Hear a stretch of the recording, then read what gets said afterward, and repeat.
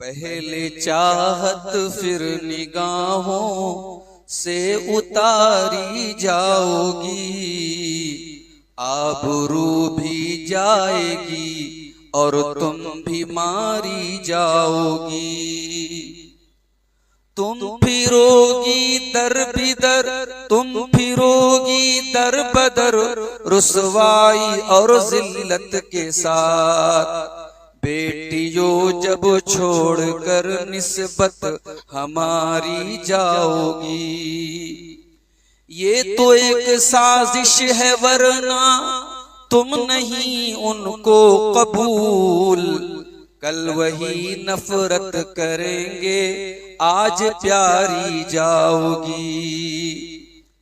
जिस घड़ी दिल भर गया कोठे पे बेचेंगे तुम्हें, दाग लेकर होगी वापस और कुंवारी जाओगी। जिसके दम पर घर से निकली कल वो जब देगा फरेब, सोच लो किस सिमत फिर तुम पांव भारी जाओगी। इज्जतो अजमत गंवा कर मुंह दिखाओगी किसे, करते करते दुनिया से तुम आहोजारी जाओगी। करते करते दुनिया से तुम आहोजारी जाओगी। उतरेगा थोड़े दिनों में जब जवानी का नशा, जुल्म की आगोश में जब बारी बारी जाओगी। कोई मजहब दे न पाएगा तुम्हें ऐसा हिसार, छोड़कर इस्लाम की जब पासदारी जाओगी। है शरीयत ही तुम्हारी पासबां ऐ बेटियों, दामने इस्लाम में ही तुम संवारी जाओगी। प्यारी बहनों इफ़्फ़तो शर्मो हया अपनाओ तुम, देखना फिर नूर हक से तुम निखारी जाओगी। आह दोज़ख को खरीदा तुमने ईमान बेच कर, आह अब रोज़े जज़ा तुम बन के नारी जाओगी। रोती है चश्मे फरीदी देख कर अंजामे बद, गर न संभलोगी तो लेने सिर बुखारी जाओगी। पहले चाहत फिर निगाहों से उतारी जाओगी, आबरू भी जाएगी और तुम भी मारी जाओगी। सदर मोहतरम उलमाए किराम, मोहतरम बुजुर्गों, नौजवान भाइयों, माँ और बहनों, प्यारे बच्चों, मुबारकपुर की सरजमीन पर आज इस मस्जिद में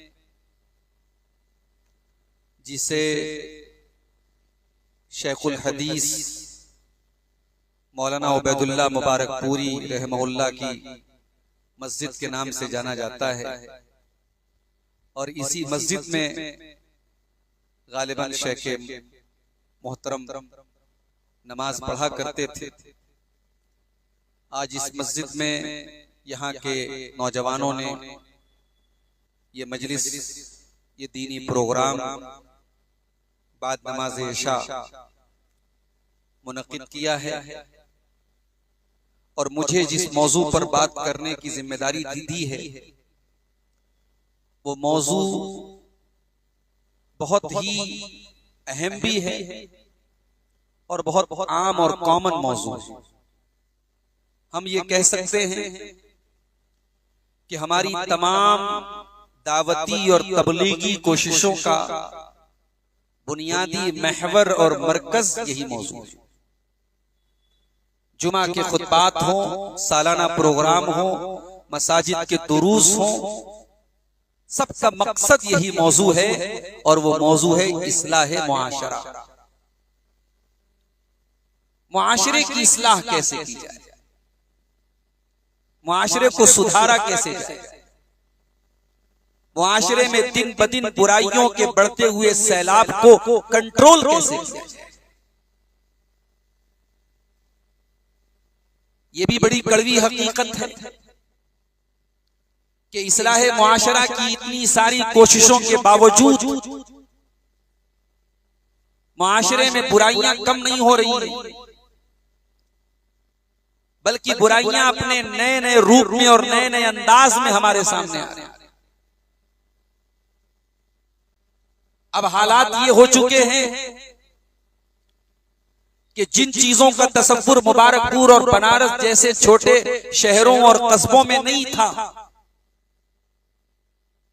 जिन बुराइयों के बारे में हम सुनते थे कि वो दिल्ली और मुंबई और कलकत्ता जैसे मेट्रो सिटीज में होती थी, अब वो बुराइयां और वो खराबियां आज हमारे इलाकों, हमारे घरों और खानदानों तक पहुंच चुकी। हमारे पड़ोस की लड़कियां आज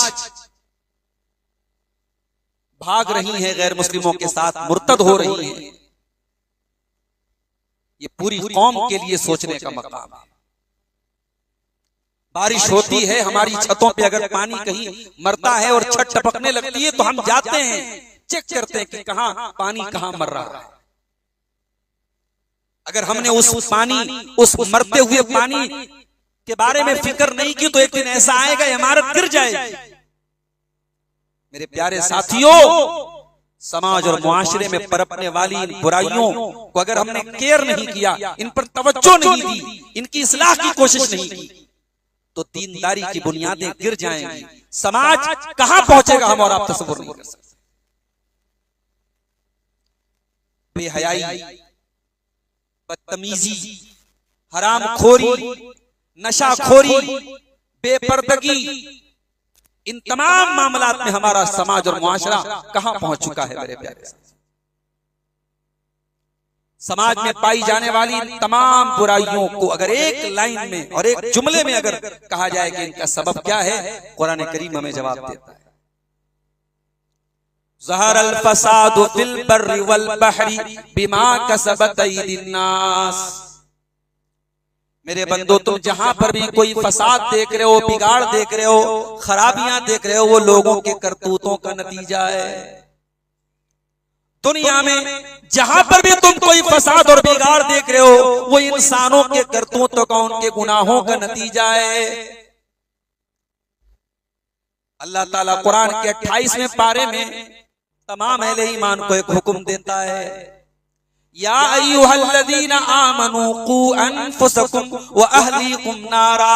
ऐ ईमान वालों, अपने आप को और अपने घर वालों को जहन्नम की आग से बचाओ। दुनिया की आग में हम और आप अपने बच्चों को जलता हुआ कभी नहीं देख सकते। अभी अहमदाबाद के अंदर जो प्लेन क्रैश हुआ, उस हादसे की तस्वीरों को देखिए तो रोंगटे खड़े हो जाते हैं। हादसे के पहले की तस्वीरों को देखिए, हंसते मुस्कुराते बच्चे, पूरी फैमिली, पूरा परिवार, बीवी, शौहर, बच्चे अहमदाबाद से लंदन जा रहे हैं। जाहिर है फ्लाइट का सफर वही इंसान करता है जो थोड़ा पैसे के एतबार से मजबूत होता है, खुशहाल होता है। गरीब आदमी थोड़ी करता है फ्लाइट का। यानी ये वो लोग थे जो एलियट क्लास के लोग थे, बड़े खुशहाल लोग थे, एनआरआई लोग थे, लंदन में काम करने वाले, वहां कारोबार करने वाले लोग थे। उनकी मौत लिखी थी तो कैसी लिखी थी मेरे साथ। फ्लाइट में जो फ्यूल होता है, माहिरीन कहते हैं कि दुनिया के खतरनाक, एक आम पेट्रोल से जो आग लगती है उससे कहीं ज्यादा खतरनाक फ्लाइट में जो फ्यूल होता है, उसको एटीएफ बोलते हैं, एविएशन टरबाइन फ्यूल। बहुत खतरनाक, उसके अंदर जलाने की सलाहियत होती है। इसीलिए जब फ्लाइट क्रैश होती है, प्लेन क्रैश होता है, तो किसी के बचने का चांस नहीं होता है, क्योंकि वो जो फ्यूल होता है वो बहुत खतरनाक आग तैयार करता है। जल करके खाक हो गए लोग, बदन के टुकड़े नहीं मिल रहे हैं। लोग खड़े हैं अपने लाइन में, अपने रिश्तेदारों की, अपने बच्चों की के डीएनए टेस्ट के लिए कि पता लग जाए कि मेरे बच्चे की लाश, मेरे घर वालों की लाश का कोई टुकड़ा मुझे मिल जाए। अल्लाह, ये मौत थी मेरे प्यारे साथी। और इसमें फिर आप उन लोगों को देखिए जो बेचारे मेडिकल के स्टूडेंट थे और हॉस्टल में खाना खा रहे थे। भाई फ्लाइट में सफर करने वाला तो चलो उसकी मौत उसको खींच के लेके गई, लेकिन वो जो उस हॉस्टल के अंदर खाना खा रहे थे उनकी मौत तो उनके अपने घर में खाना खाते हुए लिखी थी। इसीलिए अल्लाह कुरान में कहता है वमा तदरी नफ्सुम बिअय्यि अर्दिन तमूत, कहां मरोगे, कब मरोगे नहीं जानते। ऐ गाने बजाने में मस्त लोगों, ऐ हराम कामों में मुलव्विस इंसानों, तुम नहीं जानते तुम्हारी मौत कहां लिखी है, किस हाल में तुम्हारी मौत लिखी है। दुनिया की आग में इंसान जल जाए, उसकी लाश, उसकी डेड बॉडी देखने के काबिल नहीं बचती। अल्लाह फरमाता है या अय्युहल्लज़ीना आमनू क़ू अनफुसकुम व अहलीकुम नारा, ऐ ईमान वालों अपने आप को और अपने घर वालों को जहन्नम की आग से बचाओ। ये है सबसे बड़ा काम। बच्चों के लिए जमीन खरीद दी, जायदाद खरीद दी, दौलत बना दी, प्रॉपर्टी बना दी, तो कौन सा कमाल कर दिया। कमाल तो ये है, काम तो ये है कि आप अपने बच्चों की आखिरत बना के जाएं। कुरान करीम में अल्लाह ताला ने हजरत मूसा और खजीर का वाकया बयान किया। दोनों जा रहे थे, एक बस्ती के पास से गुजरे। बस्ती वाले बड़े कंजूस थे, बखील थे, उलमा की कदर नहीं करते थे। जिस बस्ती में उलमा की कदर ना हो, जिस बस्ती में दीनदारों की कदर ना हो, उस बस्ती के लोगों से ज्यादा खबीस लोग कहीं के लिए।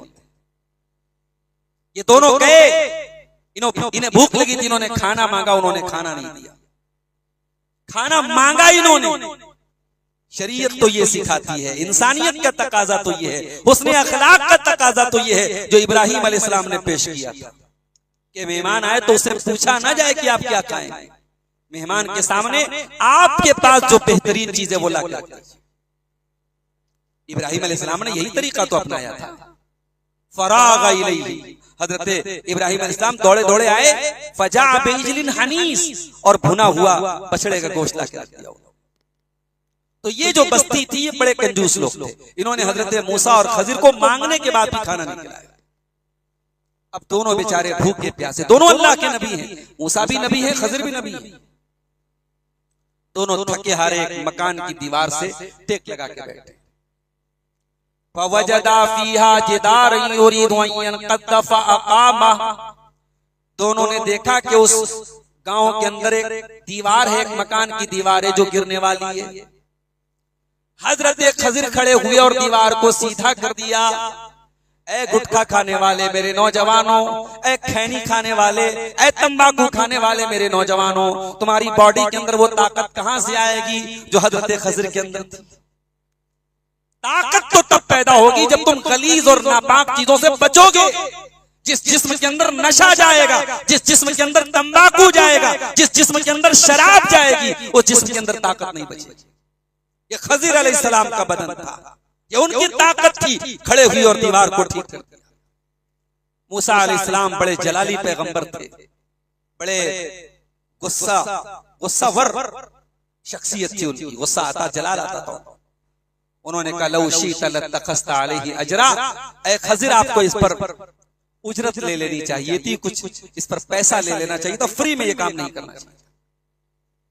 मूसा अलैहिस्सलाम ये सबक भी हमें सिखा रहे हैं कि हर इंसान इस काबिल नहीं होता कि उसके साथ एहसान किया जाए। हर इंसान, बहुत सारे लोग इस दर्जे के घटिया होते हैं कि उनके साथ एहसान ना किया जाए। कहा कि ऐ मूसा आपको दीवार ठीक करने के पहले उजरत ले लेना चाहिए। तो हजरत खजीर ने कहा व अम्मल जिदारु फकाना लिगुलामैनि यतीमैनि फिल मदीनति व काना तहतहु कन्जुल लहुमा। ऐ मूसा, वो जो दीवार मैंने ठीक की थी वो दीवार दो यतीम बच्चों के मकान की दीवार थी। व काना अबूहुमा सालिहा, और उन दोनों यतीम बच्चों का बाप बहुत नेक था। बाप बहुत नेक था और बाप ने मरने के पहले अपने बच्चों के लिए दीवार के अंदर खजाना दबा के रखा था। फ़अराद रब्बुका अन यब्लुगा अशुद्धहुमा व यस्तखरिजा कंज़हुमा रहमतम मिन रब्बिका। ऐ मूसा, अल्लाह ने मुझको हुक्म दिया कि मैं दीवार को ठीक कर दूं ताकि कल जब वो बच्चे जवान हो जाएं, बालिग हो जाएं, तो अपने बाप का दबाया हुआ खजाना हासिल कर लें। ऐ अपनी औलाद की फिक्र करने वालों, तुम नेक बन जाओ, तुम दीनदार बन जाओ, तुम मुत्तकी बन जाओ, तुम्हारी औलाद की हिफाजत अल्लाह ताला करेगा। मेरे प्यारे भाइयों, कुरान करीम की साइंस से उलमा ने ये इस्तिदलाल किया है, ये मसला निकाला है कि आपकी नेकी का फायदा आपकी आने वाली नस्लों को भी मिलेगा, आपके तकवा और दीनदारी का फायदा आपके बच्चों को भी मिलेगा। आप दीनदार बन जाइए, आपके बच्चों को अल्लाह ताला बहुत सारे शर और फितने से बचाएगा। अब्दुल्लाह इब्न मसूद रज़ी अल्लाह ताला रात में तहज्जुद की नमाज पढ़ रहे थे और यही कुरान की आयत पढ़ते हुए रोने लगते हैं। यही कुरान की आयत 16वें पारे की सूरह कहफ की पढ़ते हुए रोने लगते हैं और सलाम फेर के अपने मासूम छोटे बच्चे को देखते हुए कहते हैं, मिन अजलिका या बुनैया, ऐ मेरे बच्चे, तेरे लिए तेरा बाप रातों में तहज्जुद पढ़ता है। अपने बच्चों की आखिरत बनाना है मेरे प्यारे साथियों, तो पहले हमें और आपको अपने आप को संवारना पड़ेगा। कुरान कहता है, कू अनफुसकुम व अहलीकुम नारा, ऐ ईमान वालों, अपने आप को और अपने घर वालों को जहन्नम की आग से बचाओ। वो जहन्नम की आग पेट्रोल से और डीजल से और कोयले से नहीं जलेगी। वक़ूदुहन नास वल हिजारा, उस जहन्नम की आग के ईंधन इंसान और पत्थर होंगे। एक साहब मुझसे पूछने लगे, एक जगह प्रोग्राम में गया, एक साहब पूछने लगे, मौलवी साहब, ये पत्थर की क्या खता है कि जहन्नम का ईंधन अल्लाह ताला बनाए? मैंने कहा, आपको ये सवाल सूझा कैसे मेरे भाई? अगर अल्लाह ताला पत्थर को जहन्नम का ईंधन बना रहा है तो पत्थर की खता का क्या मामला है भाई? अल्लाह ताला की मर्जी, उसकी मशीयत, उस पर हम कौन उतने सवाल उठाने वाले? बाज लोग ऐसे ही फजूल किस्म के सवाल पैदा करते हैं।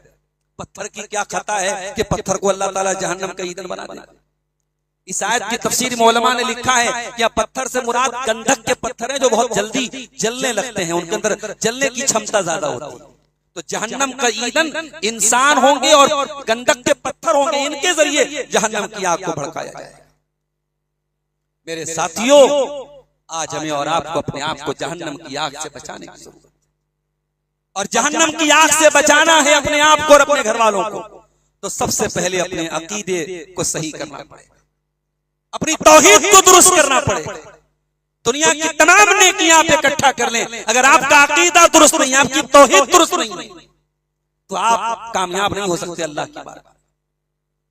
इसीलिए पांचों टाइम की नमाज में जब सूरह फातिहा पढ़ते हैं तो उसमें बार बार इकरार करते हैं, इय्याका नअबुदु व इय्याका नस्तईन, परवरदिगार हम तेरी ही इबादत करते हैं और तुझ ही से मदद मांगते हैं।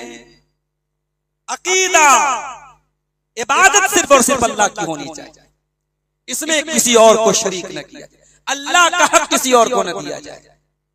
ये सबसे बुनियादी चीज है मेरे प्यारे साथी। अपनी और अपने बच्चों की अकीदे की फिक्र करो। इसीलिए हजरत लुकमान अपने बच्चे को जब नसीहत करते हैं तो सबसे पहली नसीहत क्या करते हैं? ला तुशरिक बिल्लाह, ऐ मेरे बच्चे तू अल्लाह के साथ शिरक न करना, इन्न शिरक लजुल्मुन अज़ीम, शिरक दुनिया का सबसे बड़ा गुनाह है, सबसे बड़ा जुल्म है, सबसे बड़ा अन्याय है। ये अजीब बात है, हमें शराब गुनाह नजर आए, हमें ज़िना गुनाह नजर आए, हमें शराब और ज़िना और नाच गाना गुनाह नजर आए और हमें शिर्क गुनाह नजर ना आए, तो इससे बड़ी अफसोस की बात क्या हो सकती? दुनिया के बहुत सारे ऐसे मुल्क हैं जहां शराब और शबाब की महफिलें भी मुनक्किद होती हैं, जहां बेहयाई के काम भी होते हैं, और हमें और आपको लगता है कि यार ये बहुत गलत हो रहा है। लेकिन उसके मुकाबले में दुनिया के बहुत सारे ऐसे इलाके और खित्ते और ममालिक हैं जहां खुलेआम शिर्क हो रहा है। अल्लाह को छोड़ के गैरों के दर पे सर झुकाया जा रहा है, अल्लाह का दर्जा किसी और को दिया जा रहा है, और हमारी नजर में वो कोई गलत काम नहीं है, हम उसे हीरो बना के बैठे हुए। याद रखो मेरे प्यारे साथी, अल्लाह की नजर में, उसके रसूल की नजर में शिर्क से बड़ा कोई गुनाह नहीं है, शिर्क से बड़ा कोई पाप। इसीलिए अल्लाह के प्यारे नबी अपने चचा अब्बास के बेटे अब्दुल्लाह इब्न अब्बास से कहते हैं, अब्दुल्लाह बिन अब्बास कौन है? फकीहुल उम्मा है, तर्जुमानुल कुरान है, हब्रुल उम्मा है। इस उम्मत में कुरान के बहुत बड़े आलिम थे अब्दुल्लाह बिन अब्बास, अल्लाह के नबी के चचा अब्बास के बेटे थे। जब अल्लाह के नबी रात में तहज्जुद के लिए उठा करते थे, आपको वजू का पानी ला के दिया करते थे, आपकी खिदमत किया करते थे। ओ लोगों, अपने बच्चों को ये सिखाओ कि बड़ों की खिदमत किया करो, उलमा की खिदमत किया करो। कोई अल्लाह का नेक बंदा आपके बच्चे के हक में कोई दुआ कर दे, हो सकता है अल्लाह ताला वो दुआ कबूल कर ले और आपके बच्चे को अल्लाह ताला किसी ऊंचे मकाम तक पहुंचा दे। नबी अकरम जनाब मोहम्मद रसूलुल्लाह सल्लल्लाहु अलैहि वसल्लम ने रात के अंधेरे में दुआ की अब्दुल्लाह इब्न अब्बास के बारे में, अल्लाहुम्मा अल्लिमहुल कुरान, ऐ अल्लाह इस बच्चे को कुरान का आलिम बना दे। सहाबा में हजरत अब्दुल्लाह इब्न अब्बास से सीनियर लोग थे, उनसे ज्यादा उम्र दराज लोग थे, उनसे ज्यादा नबी अकरम के साथ टाइम गुजारने वाले लोग थे, मगर अल्लाह ताला ने कुरान का जो इल्म अब्दुल्लाह इब्न अब्बास रज़ी अल्लाह ताला अन्हुमा को दिया था, वो बहुत कम किसी को नसीब हुआ। मेरे प्यारे साथ, ये नबी की दुआ की बरकत थी, ये प्यारे रसूल की दुआ की बरकत थी। अब्दुल्लाह इब्न अब्बास कुरान के आलिम थे, कुरान के तर्जुमान थे। वो सवारी पर पीछे बैठे हुए थे, अल्लाह के रसूल आगे बैठे हुए थे। 10 या 11 साल की उनकी उम्र थी।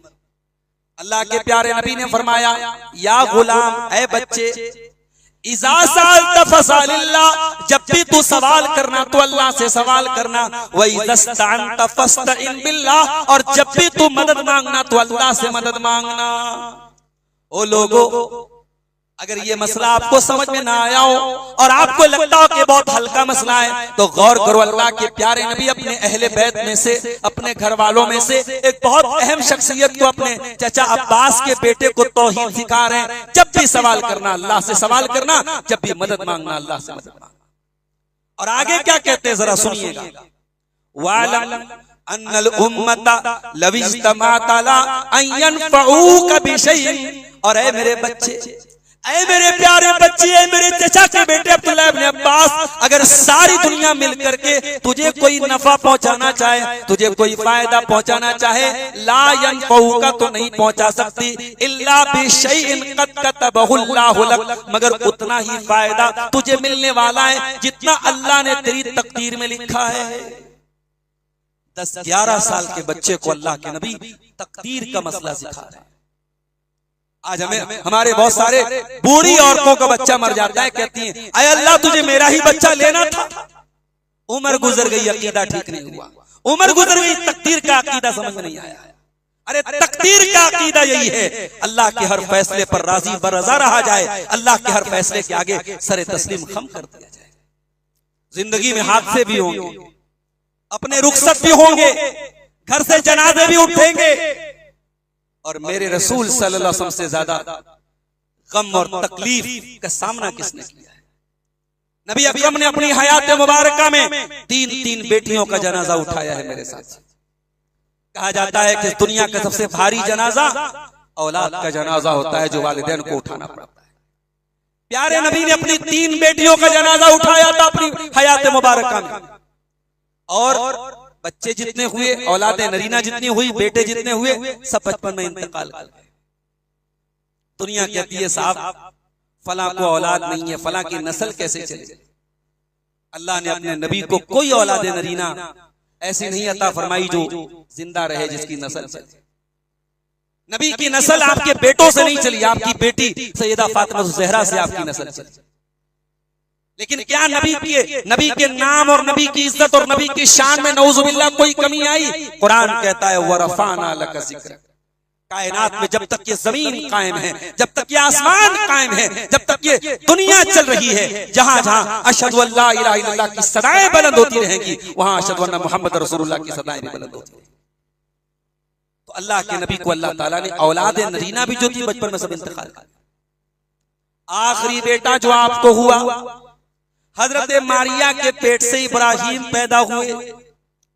इब्राहिम 1.5 साल की उम्र के हो गए, और अरब के दस्तूर के मुताबिक अल्लाह के नबी ने उनको दूध पीने के लिए देहात भेजा था, ताकि वहां की आबो हवा में वो रह करके मजबूत हो जाएं, और दाई के पास भेजा था, उसका दूध पी करके वो मजबूत हो जाए। हजरत इब्राहिम रजी अल्लाह ताला अन्हु बीमार पड़ गए। अल्लाह के प्यारे नबी अपने कुछ सहाबा को लेकर के पहुंचे। जब आप पहुंचे हैं, बुखारी के अल्फाज हैं आपका बेटा, आपका लख्त जिगर, जिसका नाम आपने अपने बाप इब्राहिम के नाम पे रखा था, वो बेटा आपके हाथों में दम तोड़ने लगा, उसका सांस उखड़ने लगा। बुखारी के अल्फाज हैं, नबी अकरम की आंखों से आंसू गिरने लगे। अब्दुर्रहमान इब्न औफ ने कहा, अल्लाह के नबी, हम ये क्या देख रहे हैं? अय अल्लाह के नबी, आप रो रहे हैं, आप अपने बच्चे की वफात के ऊपर रो रहे हैं। आपने फरमाया, इन्नहा रहमतुन, अब्दुर्रहमान इब्न औफ, ये अल्लाह ताला की रहमत की निशानी है। ये एक बाप के आंसू है जो अपने बेटे के लिए निकल रहे हैं। आपका बेटा आपकी आंखों में, आपके बाहों में दम तोड़ देता है, आपकी गोद में दम तोड़ देता है, और अल्लाह के प्यारे नबी रोते हुए कहते हैं, इन्नल ऐन तदमा वल कल्ब यहज़ुन वला नक़ूलु इल्ला मा यरदा रब्बुना।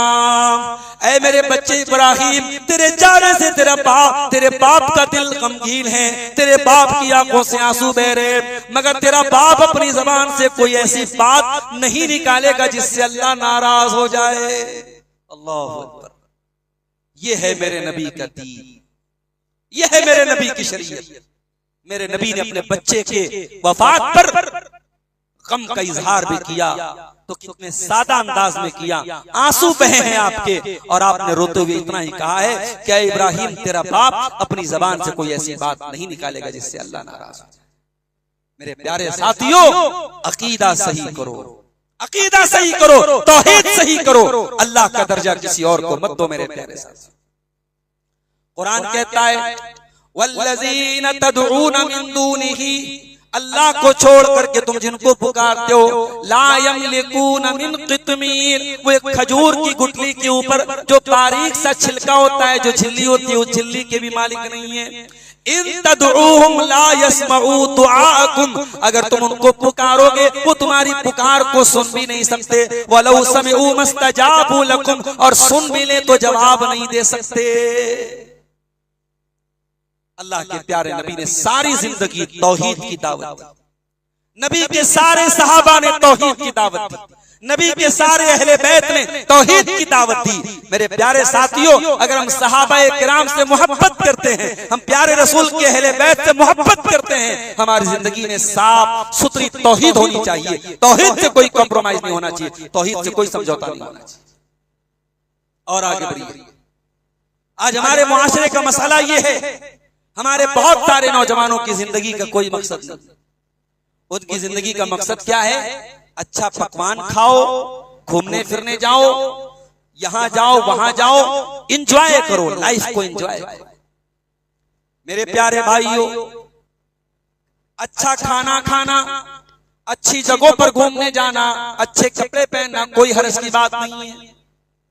लेकिन मेरे प्यारे, अल्लाह कुरान में कहता है, वमा खलक़तुल जिन्ना वल इंसा इल्ला लियअबुदून।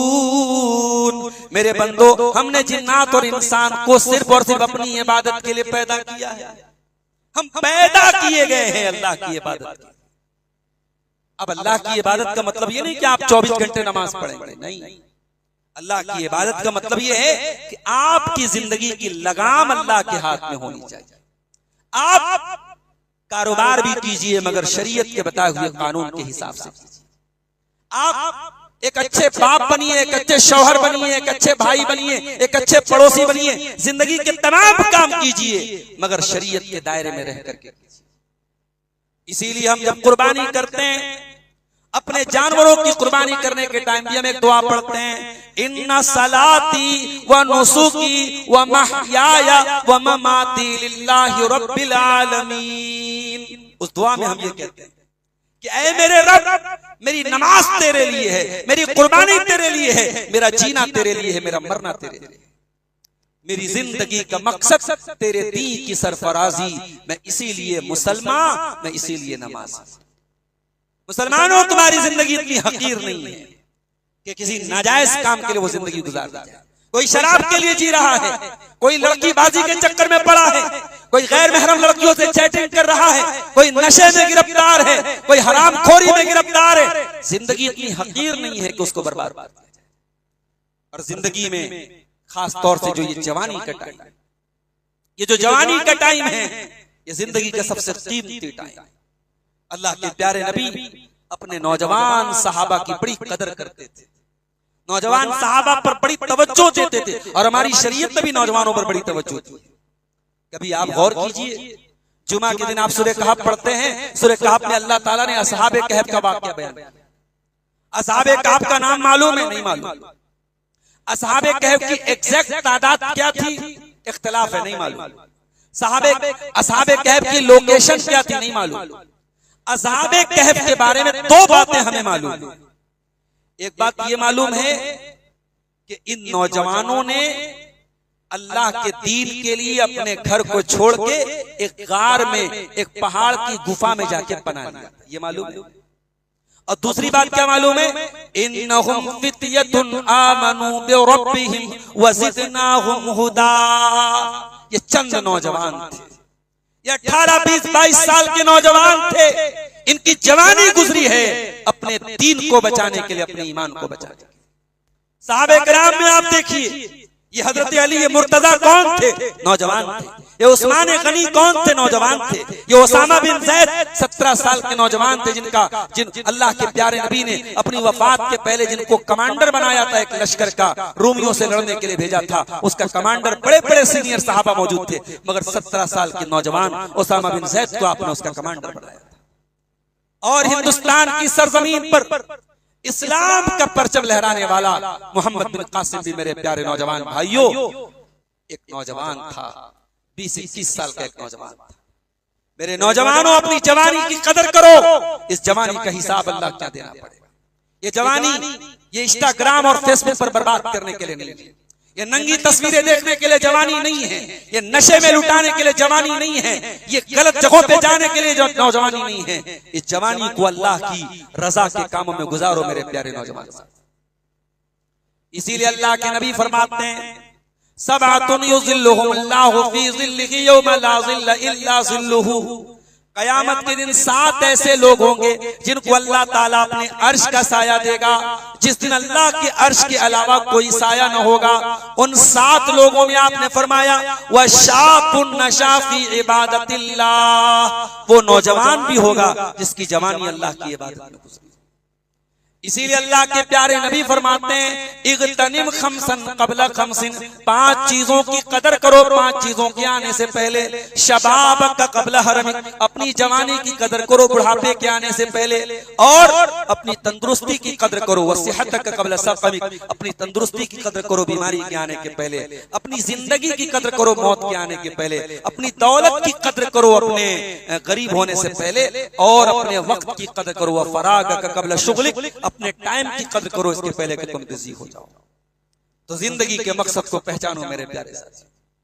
दुनिया में हमारा एक उसूल होता है, जो चीज अपना मकसद पूरा करती है तब तक वो हमारे लिए काम की रहती है। जब मकसद पूरा करना छोड़ दे वो यूजलेस हो जाती है। भाई ये मोबाइल है, जब तक इससे हम कॉल कर रहे हैं, इसमें नेटवर्क है और ये इसकी स्क्रीन काम कर रही है, इसके अंदर जान बाकी है, ये मोबाइल हमें बड़ा अजीज होता है, हम इसे अपने पास रखते हैं। और जब ये मोबाइल डेड हो जाए तो हम क्या करते हैं, या तो उसे रिपेयरिंग वाले को देते हैं या घर में किसी कोने में पड़ा रहता है, कोई पूछने वाला नहीं। दुनिया का उसूल ये है कि जो चीज अपने मकसद को पूरा न करे वो यूजलेस हो जाती है। तो हम और आप यूजलेस ना बने, हम अपनी जिंदगी के मकसद को पहचाने मेरे प्यारे साथी। और आगे बढ़िए, एक और चीज जो हमारे समाज को बर्बाद कर रही है, बेहयाई।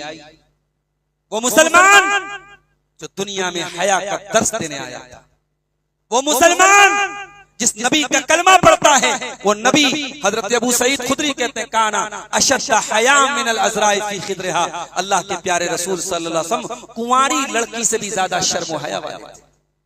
वो इस मुसलमान जिसके दीन ने ये सिखाया है कि हया जिस चीज के अंदर होती है, इल्ला ज़ानहु, हया सजा देती है, संवार देती है। और हया जिस चीज के अंदर से निकल जाए, वो हया निकल जाए तो वो चीज ऐबदार हो जाती है।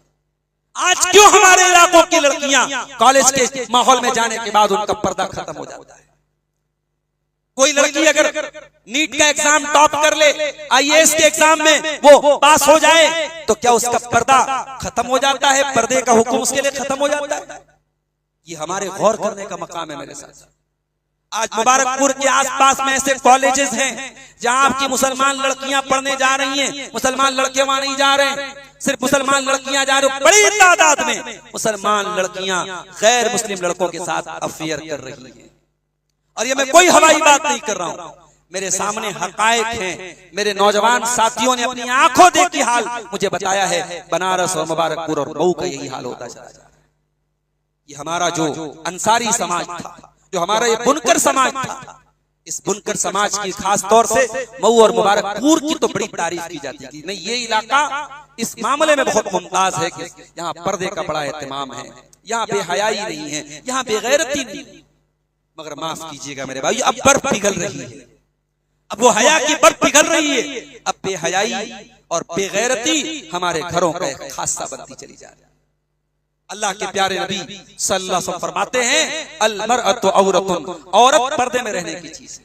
इज़ा खरजत, जब औरत पर्दे के बाहर निकलेगी, इस्तशरफहा शैतान, तो शैतान उसके पीछे लग जाएगा। अल्लाह के प्यारे नबी फरमाते हैं, ला यखलुवन्ना रजुलुन बिइम्रातिन, खबरदार कोई मर्द किसी औरत के साथ तन्हाई में न जाए, इल्ला वसालिसुहुम शैतान, वरना अगर एक मर्द और एक औरत अकेले में होंगे तो तीसरा शैतान होगा। और मुझे कहने की इजाजत दीजिए कि आज सोशल मीडिया ने खलवत के इस मफहूम को आज आसान कर दिया। आज इंस्टाग्राम पर एक लड़की से एक लड़का चैटिंग कर रहा है, दुआ सलाम से बात शुरू हो रही है और फिर बात होते होते कहां तक पहुंचती है, अल्लाह खैर का मामला करे। ये किसने हक दिया है आपको कि आप किसी गैर मर्द के साथ बातें करें, उससे अपनी प्राइवेट बातें शेयर करें, तस्वीरें अपनी भेजें? नहीं मेरी बहनों, नहीं मेरी कौम की बेटियों, आप बड़ी कीमती दौलत, बड़ी कीमती मता है। दुनिया कुल्लुहा मता, दुनिया की सबसे कीमती दौलत अल मरअतु सालिहा, नेक औरत। इस दुनिया में सबसे पाकबाज औरतें कौन थी? प्यारे रसूल की बीवियां थी, अल्लाह के प्यारे नबी की बीवियां थी, हम सब की प्यारी माएं, उनसे पाकबाज कौन हो सकता है? लेकिन अल्लाह कुरान में अपने नबी के सहाबा से कहता है, वइज़ा सअलतुमूहुन्ना मतान फसअलूहुन्ना मिन वराइ हिजाब। ऐ मेरे नबी के सहाबा, जब तुम्हें अपनी बीवियों से कोई चीज जब तुम्हें अपने नबी की बीवियों से कोई चीज मांगना हो, उम्महातुल मोमिनीन से कोई चीज मांगना हो, तो पर्दे की आड़ से मांगो, डायरेक्ट फेस टू फेस उनके सामने न जाओ। अल्लाह ताला ने आगे फरमाया, ज़ालिकुम अत्हरु लिकुलूबिकुम व कुलूबिहिन्ना, इसी में तुम्हारे दिल की भी पाकी है, इसी में तुम्हारे नबी की बीवियों के दिल की भी पाकी। जब नबी की बीवियों को पर्दा करने का हुक्म दिया गया, तो आज की हमारे दौर की औरतों की क्या हैसियत है मेरे साथ? और कुरान अपने नबी की बीवियों से यह भी कहता है, अल्लाह ताला कुरान में फरमाया, वक़रना फी बुयूतिकुन्ना वला तबर्रजना तबर्रुजल जाहिलियतिल ऊला। ऐ नबी की बीवियों, अपने घर में इज्जत और वकार के साथ रहा करो और घर से बन संवर करके कभी न निकलना। अल्लाह अकबर। पता ये चला कि औरत का असल दायरा उसका घर है। फज़ा इब्न फैज़ी ने कहा था, तू ज़ीनते खाना थी ऐ खातून, तू घर की ज़ीनत थी और तू शम्मे महफिल बन गई। तू ज़ीनते खाना थी और तू शम्मे महफिल बन गई। देख के गौहर तूने कर लिए खजफ रेज़े कबूल, तूने कंकर पत्थर लेकर के कीमती गौहर को लुटा दिया। ऐ मुसलमान औरत, तुझे अल्लाह ताला ने ज़ीनते खाना बनाया था और तू शम्मे महफिल बन गई। मेरे भाइयों, मेरे अजीजों, मुबारकपुर की सरजमीन इल्म फन की और इल्म और उलमा की सरजमीन है। इस सरजमीन की पहचान इसके इल्म, इसके तकवा, इसकी दीनदारी, इसकी हया, इसके पर्दे से होनी चाहिए। अपने घरों के पर्दे और अपने घरों की शर्म हया की हिफाजत करो मेरे नौजवान। अल्लाह ने अपने नबी की बीवियों से कहा कि अपने घर से बन संवर करके न निकलना। और यही नहीं, एक बेपर्दगी वो होती है जो घर के बाहर होती है, और एक बेपर्दगी वो होती है जो घर के अंदर होती है, जो जीजा और साली में होती है, जो देवर और भाभी में होती है, जो जेठ और भावज में होती है, जो कजिन से होती है, चाचा के लड़के, मामा के लड़के, खाला के लड़के से होती है। ये बेपर्दगी ज्यादा खतरनाक है। साहब, घर में व्हाट्सएप ग्रुप बना हुआ है, खाला के लड़के भी हैं, मामू के लड़के भी हैं, चाचा के लड़के भी हैं, नौजवान लड़के लड़कियां आपस में बातें कर रहे हैं, बड़ी फ्रैंक होकर, बड़े बेतकल्लुफ होकर के बातें कर।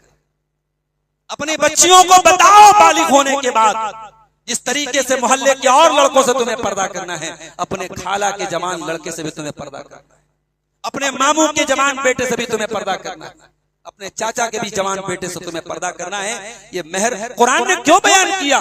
हुर्रिमत अलैकुम उम्महातुकुम, चौथे पारे की आखिरी आयत देखिए, अल्लाह ने पूरी लिस्ट बताई है कि कौन महरम है, कौन गैर महरम है। सूरह नूर की आयत नंबर 30 और 31 उठाइए, अल्लाह ने क्यों बताया कि औरत को किससे पर्दा करना है, किससे नहीं करना है। ये कोई मामूली बात नहीं है, अल्लाह कुरान में बयान कर रहा है। इसका मतलब कि ये मसला बहुत इंपॉर्टेंट है, बहुत अहम है। अल्लाह कुरान में कोई ऐसी बात नहीं बयान करता जो अहम ना हो। मेरी प्यारी माँ और बहनों, आज फैशन के नाम पे, आज मॉडर्नाइजेशन के नाम पे, तरक्की के नाम पे आज हमारे घरों में ऐसे कपड़े पहने जा रहे हैं, खवातीन ऐसे कपड़े पहन रही हैं जिनसे उनका पूरा जिस्म जो है ढकता नहीं, जिस्म नजर आता है, ट्रांसपेरेंट कपड़े, जिस्म के शरीर को दिखाने वाले कपड़े, माफ कीजिएगा, दीनदार घरों में भी अब पहने जा रहे हैं। कहां गई कुरान की वो आयत है? अल्लाह अपनी ईमान वाली बंदियों से कहता है कि वला यज़रिबना बिअरजुलिहिन्ना लियुअलम मा युखफीना मिन ज़ीनतिहिन। ऐ मोमिना औरतों, तुम जब अपने घर में चला करो तो पायल पहन करके अपने पाँव को जोर जोर से जमीन पे मार के न चला करो, तुम्हारे पायल की छनकार भी गैर मर्दों के कानों तक नहीं पहुंचनी चाहिए। अल्लाह यहाँ तक कहता है वलियज़रिबना बिखुमुरिहिन्ना अला जुयूबिहिन्ना, ऐ नबी के घर की औरतों, ऐ ईमान वाली औरतों, ऐ ईमान मोमिना औरतों, वलियज़रिबना बिखुमुरिहिन्ना अला जुयूबिहिन्ना, अपने दुपट्टों को अपने गरेबानों पर रखा करो। पता ये चला कि औरत को दुपट्टा कैसे रखना है अपने शरीर पर, ये तरीका भी अल्लाह कुरान में बता रहा है। इसका मतलब ये हुआ कि औरत का पर्दा अल्लाह की नजर में इतनी अहम चीज है कि अल्लाह औरत को दुपट्टा रखने का तरीका भी कुरान के अंदर बता रहा है। बल्कि इससे एक कदम और आगे बढ़िए, कुरान का 22वां पारा उठाइए, सूरह अहज़ाब की आयतें।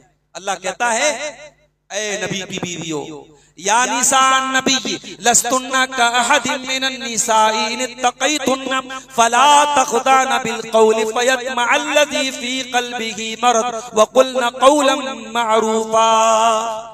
ऐ नबी की बीवियों, खबरदार, तुम आम औरतों की तरह नहीं हो। अगर किसी गैर मर्द से तुम्हें बात करना पड़े तो नरमी के साथ, लचक के साथ बात न करो। आज बड़े अफसोस की बात है, बाज़ औरतें घर में शौहर के साथ उतनी मिठास के साथ बात नहीं करती जितनी बाहर जाके दुकानदार से बात करती। किसी गैर मर्द का कॉल आ जाए तो उससे बड़ी मोहब्बत और नरमी के साथ बात करती हैं, अपने शौहर के साथ उतनी मोहब्बत से पेश नहीं आती। मुझे कहने की इजाजत दीजिए, अपनी माँ बहनों से कहना चाहूंगा कि दीनदारी की शुरुआत इससे होती है कि आपका आपके शौहर के साथ रवैया कैसा है। बाज़ औरतें बड़ी इबादत गुजार होती हैं, हर जलसे में जाती हैं, हर प्रोग्राम में जाती हैं, उनका मोबाइल उठा के तो यूट्यूब पर बयानात सुनती रहती हैं, बड़ी तकरीर सुनने वाली, बड़ी अल्लाह से डरने वाली, मगर शौहर के साथ उनका रवैया बड़ा तकलीफ दे होता है। शौहर की जायज ख्वाहिशात को भी पूरा करने में उनको तामुल होता है। शौहर के साथ उनका रवैया बड़ा तकलीफदेह होता है। ऐसी औरतें याद रखें, प्यारे नबी के पास एक औरत आई, अल्लाह के नबी के पास किसी काम से वो औरत आई। अल्लाह के प्यारे नबी ने पूछा, अज़ाती ज़ौजिन अंती, क्या तू शादीशुदा है? कहने लगी, हाँ अल्लाह के नबी, मैं शादीशुदा हूं। आपने फरमाया कि तू अपने शौहर के लिए कैसी है? कहने लगी, अल्लाह के नबी, ला आलूहु इल्ला खैरा, मैं अपने शौहर के साथ बहुत अच्छा सलूक करती हूँ। आपने फरमाया, फंजुरी ऐनमा अंत मिनहु फइन्नमा हुवा जन्नतुकी व नारुकी, ऐ खातून तू देख ले तू अपने शौहर के लिए कैसी है, क्योंकि तेरा शौहर ही तेरी जन्नत है और तेरा शौहर ही तेरी जहन्नम है। मेरी प्यारी माँ और बहनों, शौहर के साथ बदतमीजी करना, उसकी हक तलफी करना, उसके साथ ज्यादती करना, उसका मकाम न देना, ये जहन्नमी औरतों की निशानी है। इसीलिए अल्लाह के प्यारे नबी ने जब जन्नती औरतों की पहचान बताई, आपने फरमाया, औरत 4 काम कर ले तो जन्नत के जिस दरवाजे से चाहे जन्नत में जा सकती है। इज़ा सल्लतिल मरअतु खम्सहा, जब औरत 5 टाइम की नमाज पढ़ ले, वह सामत शाहरहा, रमजान का रोजा रख ले, वह अतात ज़ौजहा, अपने शौहर की इताअत करे, वह अहसनत फरजहा, और अपनी आबरू की, अपनी अपनी शर्मगाह की हिफाजत करे। दखलत मिन अय्यि अब्वाबिल जन्नति शात, ऐसी औरत जन्नत के जिस दरवाजे से चाहे वो जन्नत में जा सकती। तो बेहयाई को कंट्रोल करो मेरे। कहां से कंट्रोल होगी? निगरानी करनी पड़ेगी। अंधा भरोसा मत कीजिए। मुंबई के बास भाइयों ने मुझे बताया कि मौलाना साहब, मुंबई में बास पिकनिक स्पॉट्स हैं, बास पार्क ऐसे हैं जहां खुलेआम बेहयाई होती है और बड़ी तादाद में मुसलमान बुर्का नशीन लड़कियां वहां आती हैं और गैर मुस्लिम लड़कों के साथ बैठ करके रंगलियां मनाती। मुझे हैरत इस बात पर नहीं हुई कि वो लड़की जो घर से नकाब पहन करके निकली, घर से एक औरत का नकाब पहन करके निकलना इस बात की दलील है कि उसके घर में दीनदारी है। उसका घर बेदीन वाला दीन घर नहीं है, उसके घर में दीनदारी। घर में दीनदारी होने के बावजूद अगर वो लड़की किसी पार्क में, किसी रेस्टोरेंट में, किसी बाइक पर, किसी कार में अगर किसी गैर मुस्लिम लड़के के साथ, भाई बेहयाई तो मुसलमान के साथ करे तब भी गलत है, लेकिन गैर मुस्लिम के साथ ये और खतरनाक है। अगर वो लड़की कर रही है तो सवाल ये पैदा होता है कि उसके गार्जियन कहां मर गए, उसके माँ बाप कहां मर गए, उसके घर के सरपरस्त कहां मर गए। और मैं अक्सर अपनी तकरीरों में एक बात कहता हूं कि 3 रिश्ते ऐसे होते हैं जिनसे लड़कियों की तरबियत पर बहुत असर पड़ता है। लड़की का भाई, लड़की की माँ और लड़की का बाप। ये 3 रिश्ते बड़ी अहमियत रखते हैं एक लड़की की तरबियत में। और इसीलिए जब मरियम अलैहिस्सलाम जब अपने बच्चे को लेकर के आई हजरत ईसा अलैहिस्सलाम को, और कौम के लोगों ने देखा कि बिन ब्याही मरियम की गोद में बच्चा आ गया, तो कौम के लोगों ने कहा या मरियम लक़द जीति शैअन फरिया, ऐ मरियम तूने बहुत बड़ा पाप किया। और अगला जुमला कौम ने क्या कहा? या उख्ता हारून मा कान अबूकी इम्रा सौइन व मा कानत उम्मुकी बगिया। ऐ हारून की बहन, हजरत मरियम के कोई भाई तो उनका नाम हारून था। ऐ हारून की बहन, ना तो तेरा बाप बदचलन था, ना तेरी माँ बदचलन थी, तूने ये पाप कैसे कर दिया? इसका मतलब ये हुआ कि तेरा भाई शरीफ है, तेरा बाप दीनदार है, तेरी माँ पाक दामन है। ऐ मरियम तूने ये काम कैसे कर दिया? अब ये मैं उस तफसील में नहीं जाऊंगा कि हजरत मरियम ने वहां कुछ नहीं, उन्होंने जवाब दिया, हजरत ईसा की तरफ इशारा किया और ईसा अपनी माँ की गोद में बोल पड़े। मैं उस वाक्य की तरफ नहीं जाऊँ। मैं यहाँ सिर्फ इतना बताना चाहता हूँ कि कौम के लोगों ने इन्हीं 3 रिश्तों का नाम लिया था कि ऐ मरियम तू हारून की बहन है, तेरा बाप नेक है, तेरी माँ नेक है। ये 3 रिश्तों का नेक होना और दीनदार होना बहुत जरूरी है मेरे प्यारे साथ। अपने घर की औरतों की इज्जत को बचाना है तो आपको पहले दूसरों की इज्जत की भी कदर करनी पड़ेगी। जिस घर के लड़के गर्लफ्रेंड बनाएंगे, जिस घर के लड़के वैलेंटाइंस डे मनाएंगे, जिस घर के लड़के दूसरों की बहू बेटियों को गलत नजरों से देखेंगे, उस घर की बहू बेटियों पर भी दूसरे लोग गलत नजर डालेंगे। मेरे साथ आप दूसरों के लिए गड्ढा खोद करके अपने लिए सही रास्ता मुंतखब नहीं कर सकते। इसलिए अगर आप अपने घर को बेहयाई से बचाना चाहते हैं, अपने दामन को भी बेहयाई से बचाना पड़ेगा और अपने घर की बच्चियों की तरबियत पर बहुत तवज्जो देनी पड़ेगी। मैं अक्सर एक बात कहता हूं कि बीमारी जब हमारी ज्यादा हो जाती है ना, अभी मौलाना अब्दुर्रहमान साहब आए थे, काफी बीमार रहते हैं, फिर भी तकलीफ उठा करके आए। अल्लाह ताला उनको सेहत कामिला आजिला अता फरमाए। आज हमारी हालत ये होती है कि जब हम बीमार होते हैं तो डॉक्टर हमें एंटीबायोटिक देता है, और जब हमें वो एंटीबायोटिक देता है तो हमारी बीमारी के हिसाब से डोज देता है। जितनी ज्यादा बीमारी होती है एंटीबायोटिक का डोज उतना तगड़ा होता है। आज समाज में बेहयाई का बैक्टीरिया इतना बढ़ चुका है कि अब आप साल में एक बार मस्जिद में तकरीर करा के ये सोचे बेहयाई खत्म हो जाएगी, नहीं, आपको लगातार मेहनत करनी पड़ेगी। आपको अपनी जुमा के खुतबों में औरतों को लाना पड़ेगा, गाहे बगाहे घरों में औरतों के प्रोग्राम कराने पड़ेंगे। अगर लड़की कॉलेज जा रही है, स्कूल जा रही है, उसके अलावा घर में दीनी तालीम का कोई इंतजाम करना पड़ेगा। दीनदार औरतों की सोबत में अपनी बच्ची को रखना पड़ेगा। घर में माँ को दीनदार बनना पड़ेगा, बाप को दीन के तकाजों पर चलना पड़ेगा, तब जाकर के इस एंटीबायोटिक का डोज कंप्लीट होगा। माफ कीजिएगा मेरे प्यारे साथियों, जिस माहौल में आपकी बच्चियों को बर्बाद करने के लिए फेसबुक मौजूद है, इंस्टाग्राम मौजूद है, स्नैपचैट मौजूद है, इंटरनेट पर गलाजत और गंदगी का तूफान मौजूद है। एक हल्की सी क्लिक पर गंदगी का पूरा तूफान आपकी बेटियों और बच्चों के सामने आ सकता है। उस तूफान बदतमीजी के सामने ये चंद छोटी छोटी चीजें ठहर नहीं पाएंगी। इस सैलाब का मुकाबला इससे बड़े तूफान से करना पड़ेगा। बैक्टीरिया ज्यादा हो जाए तो एंटीबायोटिक का डोज बढ़ाना पड़ेगा। और आगे बढ़िए, वक्त ज्यादा हो रहा है, मैं दो चार बातें और बयान कर लूं आपके सामने। आज हमारे नौजवानों को बर्बाद करने की एक और चीज समाज में राइज होती चली जा रही है, और वो है नशे का बढ़ता हुआ रुझान। शाम होती है, शराब की दुकानें गुलजार हो जाती है, आबाद हो जाती है। जाके कभी देखो शराब की इन दुकानों पर अगर टीका लगाने वाला गैर मुस्लिम नजर आता है तो टोपी लगाया हुआ मुसलमान भी नजर आ जाता है। एक बड़ी तादाद में शराब नोशी में मुसलमान मुब्तला है। और गांव देहात का तो और बुरा हाल है। पहले शहरों के मुकाबले में गांव देहात में बुराई कम थी, और अभी मैं जिन इलाकों में जा रहा हूं, चाहे वो झारखंड और बिहार के गांव देहात हो, चाहे उत्तर प्रदेश के इधर बस्ती सिद्धार्थ अगर गोड़ा जाता हो, वो इलाके हो, गांव देहात में और ज्यादा बुराइयां पनप रही हैं। नशा का रुझान बहुत तेजी से बढ़ रहा है। नौजवान पहले शौक के मारे नशे का इस्तेमाल करता है, फिर नशे का आदी बन जाता है। और आपको जान करके हैरत होगी कि अब तो नौजवान नशे में भी नई नई जिद्दत अपना रहे, नया नया नशा अपना रहे। मेरे नौजवान साथियों, ये शरीर आपकी अल्लाह की अमानत है। मुझे बड़ी हैरत होती है कि ये शरीर और ये जिस्म जो अल्लाह ने आपको अमानत के तौर पे दिया है, इसे आप नशे के जरिए खोखला और बर्बाद कैसे कर सकते हैं। वैसे भी आज के दौर में बीमारियों का कोई ठिकाना नहीं है। बनारस में हमारे एक दोस्त अब्दुल हफीज भाई हैं, हर तीसरे दिन उनका फोन मेरे पास आता है कि शेख साहब आज एक कैंसर का पेशेंट हमारे सामने आया, आज एक फला बीमारी का पेशेंट हमारे सामने आया।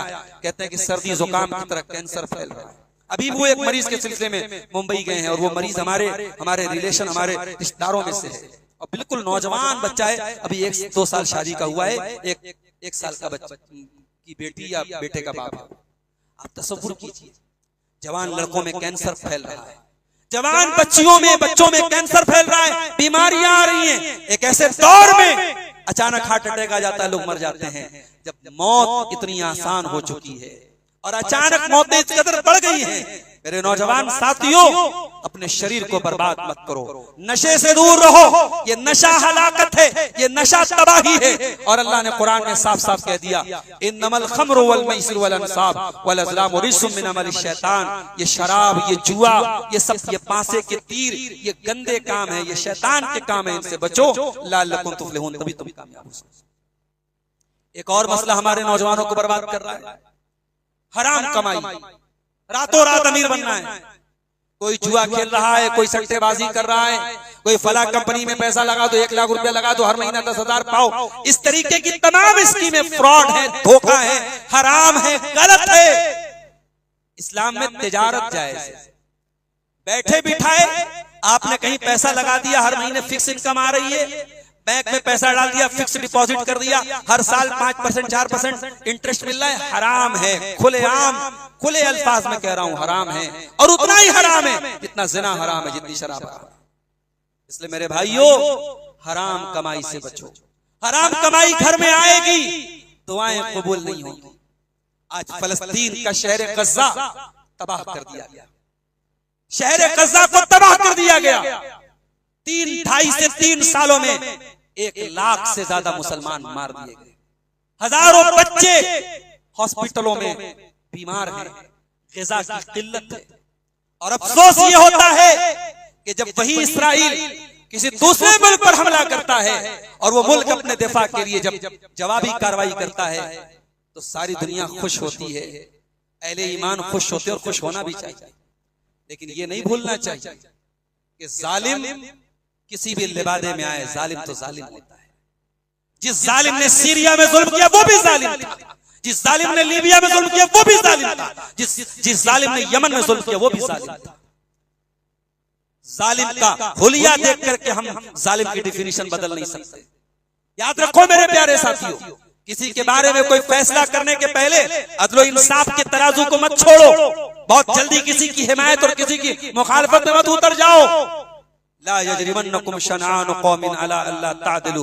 कुरान कहता है खबरदार, किसी कौम के साथ तुम्हारी अदावत भी है तब भी नाइंसाफी नहीं करना है। आज बड़ी तेजी से हमारे लोग कहते साहब फला हीरो है, फला हीरो है। कौन कितना हीरो है तारीख के पन्ने उठा के देख लो, आपको मालूम हो जाएगा मेरे प्यारे साथी। मुसलमानों के खून से होली ये कोई नई नहीं खेली जा रही, ये बड़ी तारीख रही है। कत्लेआम बहुत कई बार मुसलमानों के साथ किया गया है, मगर ये याद रखो अल्लाह ताला का एक उसूल ये भी है, अल्लाह तारीख में ऐसे दिन भी लाता है जब बाज जालिमों को बाज जालिमों से भिड़ा देता है, जालिम को जालिम के ऊपर मुसल्लत कर देता है। और याद रखो जहां पर भी जालिम जुल्म कर रहा है वो याद रखे अल्लाह ताला ने उसके ऊपर भी उससे बड़ा कोई जालिम तैयार करके रखा हुआ है। ये अल्लाह का की सुन्नत है, अल्लाह का निजाम है, वो एक दिन हमें देखने को मिलेगा। तो मेरे अजीजों, हराम कमाई अगर घर में आएगी दुआएं कबूल नहीं होंगी। आप रोएंगे, गिड़गिड़ाएंगे, तहज्जुद पढ़ेंगे, दुआ कबूल नहीं होगी। फान्ना युस्तजाबु लिज़ालिक, जिस घर में हराम कमाई आएगी उस घर में दुआएं कबूल नहीं होंगी। इसी तरीके से अगर मुआशरे की इस्लाह करना है तो एक काम हमें और करना पड़ेगा, और वो काम क्या है? यहूद और नसारा की अंधी तकलीद से हमें बचना है। आज मुसलमानों के घरों में बर्थडे मनाया जा रहा है कि नहीं मनाया जा रहा है? मुसलमानों के घरों में सालगिरह मनाई जा रही कि नहीं मनाई जा रही? अल्लाह के नबी ने फरमाया कि लतत्तबिउन्न सुनन मन कान क़ब्लकुम शिब्रम बिशिब्रिन व ज़िराअन बिज़िराइन। मेरी उम्मत में वो जमाना भी आएगा लोग अपने से पहले की कौमों के रास्ते पर चलेंगे। अगर वो एक बालिश चलेंगे मेरी उम्मत के लोग एक बालिश चलेंगे, अगर वो एक हाथ चलेंगे मेरी उम्मत के लोग एक हाथ चलेंगे। अभी हमने वो नजारा भी देखा था जब अमेरिका का राष्ट्रपति एक मुसलमान मुल्क में आया था। उस मुल्क ने अमेरिका के राष्ट्रपति का इस्तेकबाल करने के लिए अपने मुल्क की औरतों को खड़ा किया था और वो अपनी जुल्फों को लहरा रही थी। जाहिर है ये बेहयाई और ये बेगैरती ये मुसलमान की शान तो नहीं है मेरे प्यारे। यहूद और नसारा की तकलीद और उनको खुश करने के चक्कर में आज मुसलमान कहां जा रहा है? कुरान कह रहा है वलन तर्दा अनकल यहूद वलन नसारा हत्ता तत्तबिया मिल्लतहुम। ये यहूद और नसारा तुमसे कभी खुश नहीं हो सकते जब तक तुम इनके रास्ते की पैरवी नहीं करो। तो यहूद और नसारा के रास्ते पे न चलो। ये बर्थडे मनाना हमारा कल्चर नहीं है, ये एनिवर्सरी मनाना हमारा कल्चर नहीं है, ये फादर्स डे, ये मदर्स डे, ये चिल्ड्रन डे, ये हमारा कल्चर नहीं है। हमारा बाप रोजाना काबिल एहतराम है, हमारी माँ हर दिन काबिल एहतराम है, हमारी बीवी हर दिन मोहब्बत के काबिल है, हमारे बच्चे हर दिन प्यार के काबिल हैं। उनके लिए साल का कोई एक दिन तय कर लेना और दिन उनको केक ला के दे देना और उनके नाम से बड़ी बड़ी चीजें करना, ये इस्लाम की शोभा नहीं है मेरे साथियों। अब आखिर में मैं चंद बातें इस हवाले से आपके सामने रखना चाहता हूँ कि मुआशरे की इस्लाह के लिए हमें क्या करना चाहिए। तो उसमें सबसे पहला काम जो इमाम मालिक का जुमला था वो नोट कर लीजिए। इमाम मालिक ने कहा था लन यस्लुहा आखिरु हाज़िल उम्मह इल्ला बिमा सलह बिही अव्वलुहा। इस उम्मत में बाद के लोग कामयाब नहीं हो सकते मगर उसी चीज के जरिए जिससे पहले के लोग कामयाब हैं। हमारी कामयाबी का उसूल वही है जो अल्लाह के प्यारे रसूल के सहाबा की कामयाबी का उसूल था। प्यारे रसूल के सहाबा ने चंद सालों में पूरी दुनिया में इस्लाम का डंका बजा दिया, रूम और ईरान को कदमों तले लाके खड़ा कर दिया। मेरे प्यारे साथियों, दुनिया आज भी आपके कदमों पर झुक जाएगी, शर्त यह है कि आप इस्लाम को फॉलो करने वाले बने। दूसरा काम हमें क्या करना है? अपनी जिंदगी में हमें अल्लाह के जिक्र को लाना है, नमाज की पाबंदी करना है। ये नमाज की पाबंदी आप ये मत समझिए खाना पूरी एक फॉर्मेलिटी है, नहीं। आप नमाज की पाबंदी करके देखिए, आपकी जिंदगी में सुकून आ जाएगा। वस्तईनु बिस्सब्रि वस्सलाह, कुरान कहता है सब्र और नमाज के जरिए अल्लाह ताला की मदद तलब करो। नमाज आप पढ़ेंगे बहुत सारी बेहयाई से आप बचेंगे। इन्ना सलाता तन्हा अनिल फहशाई वल मुनकर, बेहयाई और बुराई से ये नमाज आपको बचाएगा। और अल्लाह ताला ने सूरह मरियम में बहुत सारे नबियों का जिक्र करने के बाद फरमाया फखलफ मिन बादिहिम खल्फुन अदाउस सलाता वत्तबउश शहवाति फसौफ यल्कौन गय्या, कि मेरे नबियों के बाद ऐसे नालायक लोग आए जिन्होंने नमाज को बर्बाद किया और ख्वाहिशात की पैरवी की। इस आयत की तफसीर में उलमा ने लिखा है जब इंसान नमाज को छोड़ेगा तो ख्वाहिशात की पैरवी करेगा। ये बेहयाई, ये बदकारी कैसे खत्म होगी? जब आप नमाज की पाबंदी करेंगे तो ऑटोमेटिक बहुत सारी बेहयाई से आप बचेंगे। और एक बहुत अहम चीज, शादी ब्याह को आसान कीजिए, बच्चों की सही उम्र में शादी कीजिए। अभी बनारस में जो अंसारी समाज में जो तंजीमें बनी है, हमारे यहाँ बरादराना तंजीमें बनी है, हर मोहल्ले की अपनी एक, उन तंजीमों में बड़ा अच्छा एक कानून पास किया कि अब जो शादियां होंगी तो बारात बहुत मुख्तसर 5-10 लोगों से बारात जाएगी और ये 3-4 तरीके का जो स्टार्टर रखा जाता है और फिर ये खाना वो खाना एक तरीके का रहेगा, कोई स्टार्टर नहीं रहेगा। और लॉन वगैरह बहुत मजबूरी में बुक किया जाएगा। अगर कहीं ऐसी माकूल जगह है तो वहीं खाना खिलाया जाए, लॉन में ना खाना खिलाया जाए। ये तमाम बातें पास हुई हैं और अल्हम्दुलिल्लाह अभी तक तो काफी हद तक लोग अमल कर रहे हैं। अब आगे अक्टूबर नवंबर में शादियों का सीजन है, अल्लाह करे अमल करें। ये चीजें आपके मुबारकपुर में भी होनी चाहिए। शादियों को आसान करो मेरे साथ, और बच्चों और बच्चियों की सही वक्त पर शादी करो।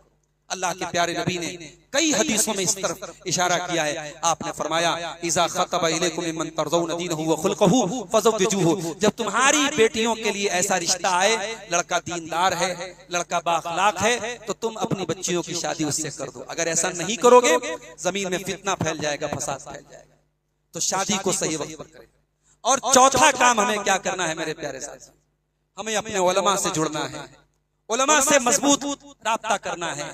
इस वक्त बहुत सारे फितने चल रहे हैं, सोशल मीडिया के जरिए बहुत सारे हमारे नौजवान बहुत सारी चीजों से मुतासिर हो जाते हैं। आपको किस चीज से मुतासिर होना है, नहीं होना है, आप अपने उलमा की रहनुमाई में काम कीजिए। हर चमकती चीज को सोना ना समझिए। हर आदमी जो हवाला दे दे और हदीस का नंबर बता दे वो आलिम हो जरूरी नहीं है, या उसका हवाला सही हो जरूरी नहीं है, या वो जो तर्जमा कर रहा है वो सही हो जरूरी नहीं है। आज मजहब के नाम पे बहुत सारे चूरन बिक रहे हैं। एक गामदी साहब हैं, एक डॉक्टर इसरार साहब हैं, एक वहीदुद्दीन खान साहब हैं। ये सब अलग अलग एडिशन लेके इस्लाम का फिर रहे हैं, जो इस्लाम की रूह को निकालना चाहते हैं, जो ये बताना चाहते हैं साहब इस्लाम तो बड़ी अच्छी बातें बताता है, इस्लाम स्पिरिचुअलिटी बताता है, इस्लाम सुकून के साथ जिंदगी। ये इस्लाम को एक सिस्टम के तौर पे, एक निजाम के तौर पे पेश नहीं करते। इस्लाम सिर्फ नमाज पढ़ने का नाम नहीं, इस्लाम पूरे एक सिस्टम का नाम है। जब तक आप इस्लाम के पूरे सिस्टम को नहीं समझेंगे तो आप कोई मतलब नहीं इस्लाम को जानने का। इसलिए इस्लाम को सही तरीके से जानने के लिए आप अपने उलमा से अपने ताल्लुक को मजबूत कीजिए। और आखिर में ये कहना चाहूंगा मेरे प्यारे साथियों कि हमारे और आपके दिल अल्लाह के कंट्रोल में है। हमारे दिलों का कंट्रोलर अल्लाह है, हमारे दिलों का रिमोट कंट्रोल अल्लाह के हाथ में। इसलिए अल्लाह से लौ लगाइए, अल्लाह से अपना ताल्लुक मजबूत कीजिए और दुआ कीजिए। अल्लाह के नबी दो दुआएं करते थे, या मुक़ल्लिबल क़ुलूब सब्बित क़ल्बी अला दीनिक, ऐ दिलों के पलटने वाले मेरे दिल को अपने दीन पर जमा दे। या मुसर्रिफल क़ुलूब सर्रिफ क़ुलूबना अला ताअतिक, ऐ दिलों के फेरने वाले हमारे दिलों को अपनी इताअत के कामों की तरफ फेर दे। ये दुआएं पढ़िए मेरे प्यारे साथियों। रब्बना ला तुज़िग़ क़ुलूबना बअद इज़ हदैतना व हब लना मिन लदुनका रहमा इन्नका अंतल वह्हाब। कुरान में अल्लाह ने ये दुआ सिखाई कि ऐ हमारे रब, जब तूने हमको हिदायत दे दी तो हिदायत के बाद हमारे दिलों में कजी ना आने देना और हमें अपनी तरफ से रहमत अता फरमाना। बेशक तो बहुत अता करने वाला है। इस्लाम मुआशरा के मौजू पर ये चंद बातें आपके सामने रखी गई। अल्लाह से दुआ है रब्बुल आलमीन हमें कहने सुनने से ज्यादा अमल की तौफीक अता फरमाए। अल्लाह हमारे बच्चों की, हमारी औरतों की, हमारे नौजवानों की सबकी हिफाजत फरमाए। फितनों के इस दौर में अल्लाह ताला किताब व सुन्नत पर हम सबको चलने की तौफीक अता फरमाए। शिर्क व बिदअत के अंधेरों से अल्लाह ताला हमें बचने की तौफीक अता फरमाए। अल्लाह ताला हमें अपने नबी की मोहब्बत पर, नबी के सहाबा की मोहब्बत पर, नबी के अहले बैत की मोहब्बत पर हम सबको कायम रखे। रब्बुल आलमीन हर किस्म की बिदअत और खुराफात